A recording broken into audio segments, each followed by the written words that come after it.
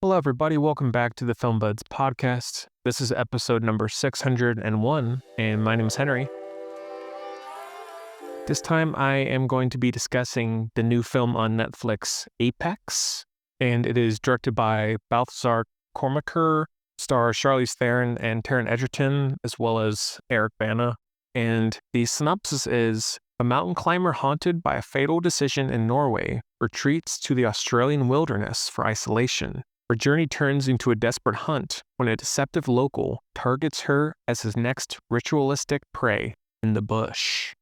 I only heard about this movie maybe a week before it came out, and I had followed Balthazar Kormaker's work fairly consistently ever since Everest, which I think is still his best film to date. He seems to have a passion for survival films, human versus nature, that kind of thing. He has some duds like Beast and Adrift. Two of his most recent works aren't great, but I do think that this one, while not amazing, not best of the year, it is fairly entertaining. It is, when you boil it down, it is a Netflix movie and feel like it's already kind of out of my brain, and I only watched it a couple hours ago, but it's elevated a lot by Charlize Theron and Taron Egerton.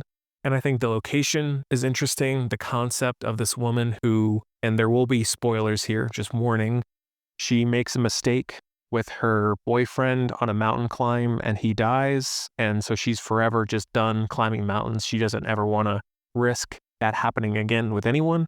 And so she's turned into a kayaking fanatic and she decides to go out alone on this big wilderness trek. She meets Taron Egerton, who, even though I love Charlize Theron and she's great in everything, I think he's the standout here because he plays both the very charming, funny, daffy guy so well, but then he can instantly turn it into the creepy, dangerous one because he's the one that ends up being this serial killer of sorts. There's not that much going on underneath. It's essentially just a cat and mouse thriller set in the wilderness, and that's fine. There's nothing wrong with that, but it does kind of start to lose steam by the end. Like, you don't know that much or care that much about either of them. First, he gets the upper hand, then she does, and back and forth, back and forth. It's only about 90 minutes, which is good, but I did feel like the third act, that last 10-15 minutes on the mountain, that was really, really effective, and his death is very satisfying. There's this exposition towards the beginning of all these missing people throughout this bush area, and no one knows what happened to them. So Charlize Theron is warned, hey, this is pretty dangerous to walk out here by yourself. A lot of people don't come back. And it turns out it wasn't the wilderness. It was Egerton who had slowly been tricking and taking people hostage and killing them in this super gruesome, insane way. Like, that reveal is pretty crazy as to what he did. The reveal of his teeth, because he alludes to certain tribes filing down their teeth to be pointed, and he did that because when you meet him, he's wearing fake teeth and he looks normal completely, but then he takes them out later on and you see he looks like a vicious animal. Those final moments after he's dead and she's rescued herself, she has to free solo herself to safety at one point. She goes to the cops and tells them what happened, and then these families are able to get peace, and so is she. I know that in general, Charlize Theron does her own stunts when it comes to action, and she's a great action star. I'm not sure how much of it was shot on location. It seems like at least a good bit was, and what she does is very impressive. One thing that was not really frustrating, because I kind of forgot about it until afterwards, but the plot line of these two hunter friends who try to flirt with her, get to know her, and she just doesn't want to be around them, and then they come back later as well.